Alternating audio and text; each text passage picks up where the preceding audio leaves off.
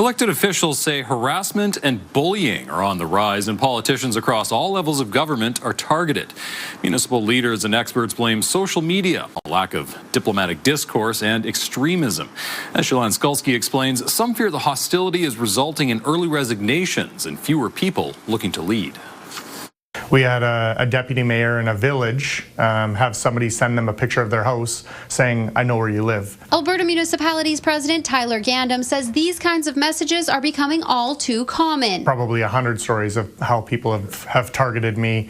Last week we had a threat of somebody bringing a gun to City Hall. He believes abuse of elected officials has worsened over his 11 years in office, with bullying becoming more personal. From, quite abusive language, misogynist language, but also just frankly sometimes some of the scolding that we would get. Councillor Ann Stevenson stays off social media and has staff screen her emails to insulate herself from abuse. She fears it could result in fewer women entering politics. There's also very deliberate media strategies, political strategies to stop people from getting involved. The coarsening of political discourse and public life is very problematic. After 9 years as an NDP MLA, Shannon Phillips resigned in June, citing polarization, disinformation, and abuse as motivations. She also made clear who she believes is at fault. The far right is responsible for whipping up disinformation and anger and hate. Folks that are in positions of power or are running for office are actually courting some of these folks, if not outright encouraging them.